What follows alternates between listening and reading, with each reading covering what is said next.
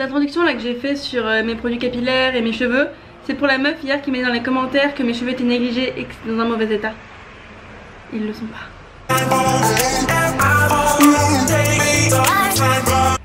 Et s'ils ont l'air aussi abîmés aujourd'hui, c'est à cause d'un gros complexe que je me suis traîné pendant très longtemps. Venez, aujourd'hui on parle des complexes. Parce que clairement qu'on se le dise, on a tous des complexes. Un réfléchisseur citron vert, extra basse s'il vous plaît, en Benti. C'est Léna? Oui. Ah, vous vous rappelez mon prénom? Ça veut dire que je dépense trop d'argent chez vous hein. Merci. Donc ouais, on a tous des complexes, que ce soit une bosse sur le nez, des cheveux bouclés, des hanches trop larges, des hanches trop fines, des bras, un double menton, une petite poitrine, ça je connais, vous inquiétez pas les filles. Donc on a tous un petit truc qui nous gave. Sinon voici ma tenue du jour. Quand ça vous intéresserait, allez, on y retourne. Moi personnellement j'ai eu un très gros complexe pendant très longtemps et c'est celui de mes cheveux. Bon, je viens de finir ma dernière journée du stage, donc du coup on se retrouve chez moi et je vous raconte toute l'histoire. Ça, ok.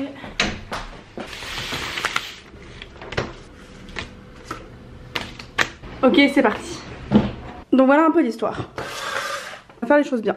Quand j'étais petite, on va dire genre de 1900. Bien évidemment, le feutre ne marche pas. Ok, bon Neil, je t'ai emprunté un feutre dans ta trousse d'école. J'espère que tu m'en voudras pas. Donc on va dire de 1997 jusqu'à environ 10 ans. 2, 3, 4, 5, 6, 7. Putain, ça se voit que j'ai fait L. Hein.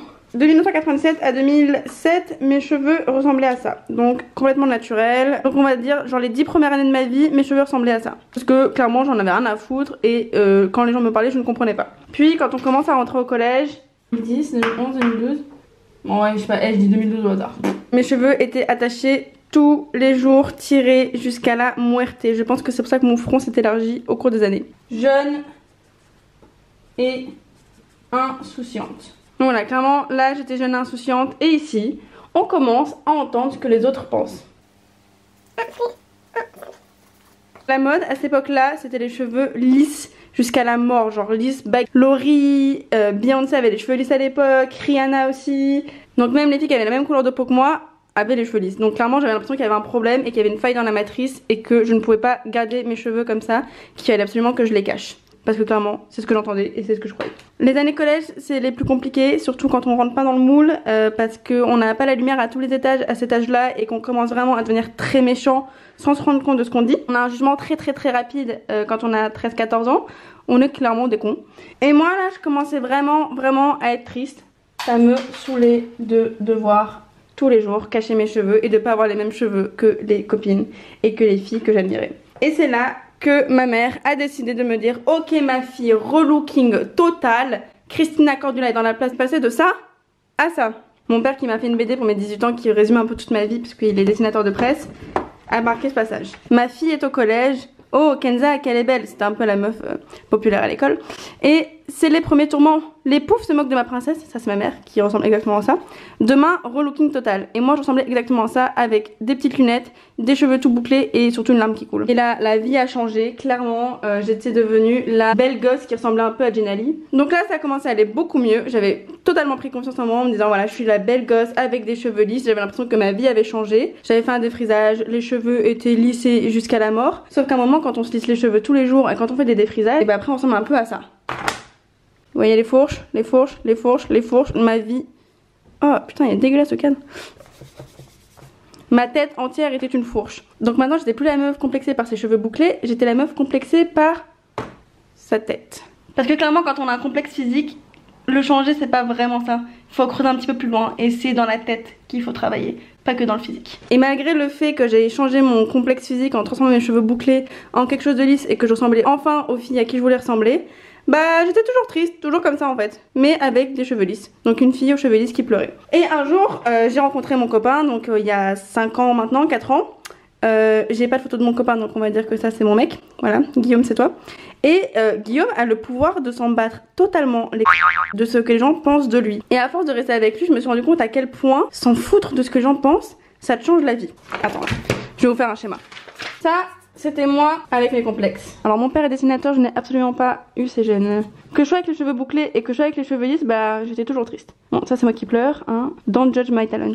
Parce que les complexes clairement ils se sont créés avec ce que les autres qui étaient autour de moi me disaient. Ça c'est la cour du collège, la cour de récré, hein, tous les mêmes, voilà, hop, tous les mêmes. Donc voilà, toutes ces personnes là se moquaient de moi quand j'avais les cheveux bouclés parce qu'ils étaient trop bouclés, et se moquaient de moi quand j'avais les cheveux lisses parce qu'ils étaient trop lisses et fake en fait clairement. Et si dès le début il n'y avait pas eu toutes ces personnes là, peut-être que j'aurais été dès ma naissance très heureuse avec mes cheveux bouclés. Donc ça c'est moi si personne ne m'avait critiqué. Et je vais vous dire un truc, je sais à quel point c'est compliqué aujourd'hui d'assumer ses complexes dans une société qui est régnée par des meufs trop bonnes, des Alexis Reneg, des Kim Kardashian et des Kylie Jenner qui a mon âge et qui fait genre 45 tailles de plus de poitrine que moi. Mais les gars, à force de vouloir trop rentrer dans le moule, on a une tranche de cake.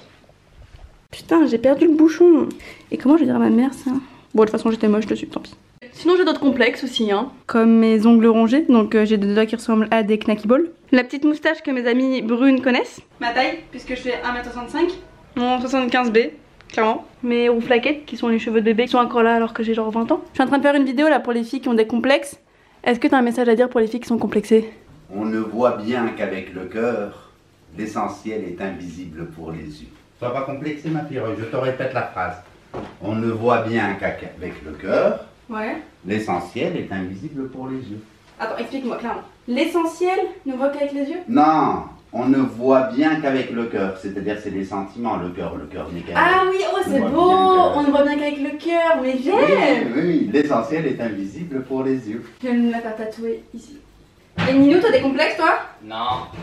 Et on se voit pas toi parce que t'as les cheveux bouclés? Si. Et t'as pas de complexe, tu t'en fous? Ouais, je m'en fous. Tu t'en fous de ce que les gens y pensent? Oui. Voilà, Nate présent a tout compris. Je crois que j'ai jamais fait de vidéo dans ma chambre. Vas-y, le prochain haul, je le filme ici. Alors, clairement, je vais vous montrer un truc. Bon, la petite histoire est terminée. Maintenant, je vais aller m'acheter des lunettes. Parce que clairement, je suis grave myope. Genre, je vois rien sans mes lunettes et sans mes lentilles. Donc là, j'ai des lentilles et ça fait 6 mois que je me trimballe qu'avec des lentilles. Donc, je les garde super tard le soir. J'ai des yeux, les gars, qui sont dans un état. C'est tellement mauvais de faire ça. Je vais montrer un peu à mes lunettes. Voilà! Je me suis assise dessus. Donc pendant un moment j'ai essayé de mettre de la pâte à fixe, un peu comme Harry Potter. J'aurais bien aimé avoir la formule Oculus Reparo. Bonsoir, on dirait Cyprien. Le film, hein, pas le youtubeur, que j'admire beaucoup d'ailleurs. Beaucoup de travail, très très bien. Donc on va aller acheter des lunettes. Je vais vous dire un truc tout de suite, je déteste mon opticien. Vraiment c'est très très rare que je dise ça et que j'aime pas des personnes, surtout quand je les connais pas très bien.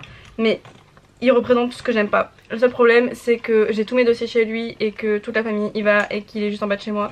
Donc si vous avez un bon opticien à Paris, ou si vous êtes opticien à Paris, bah call me maybe. Bonjour. Un H, genre Mahfouf. Et moi c'est Léna. Ok. Sinon celle-ci. Je sais pas si je préfère celle-ci. Mission accomplie, j'ai remis mes lunettes de vue, enfin après moult souffrance, après 6 mois sans et avec que des lentilles, je vais enfin avoir des lunettes. J'ai eu de la chance parce qu'en plus l'opticien que j'aime pas était en vacances, donc du coup j'ai eu une meuf beaucoup trop sympa et en plus on a négocié une petite ristourne, donc voilà, les lunettes moins chères, c'est ça qu'on aime. Désolée pour ce moment très glamour, il est plus tard dans la soirée et là je vais aller me faire un bon petit plat picard fait maison. Fait au micro-ondes surtout. Et surtout je vais commencer à monter ce vlog. Vous pouvez pas savoir à quel point je prends du temps à les monter. Je comprends pas ce qui me prend autant de temps, franchement je vous jure, j'y passe des heures tous les soirs. J'espère que ce vlog vous a plu, que cette petite vidéo d'une dizaine de minutes va vous aider au moins genre 1 cm de plus dans votre parcours contre les complexes et surtout contre le jugement des autres, hein, clairement. Parce que j'ai envie de vous dire les gars, ils auront toujours un truc à dire sur nous. Laissons-les. C'est ma petite réponse aux commentaires méchants que j'ai eu avant-hier. Allez. Ciao, à demain. Et pour celles qui me demandent c'est quoi mon mascara, vous avez tout compris parce que c'est le meilleur mascara au monde. C'est le mascara de chez The Body Shop qui s'appelle Hero Lash ou un truc comme ça, genre c'est un truc avec des fibres. Bon allez, j'arrête de parler. Que ça a l'air bon.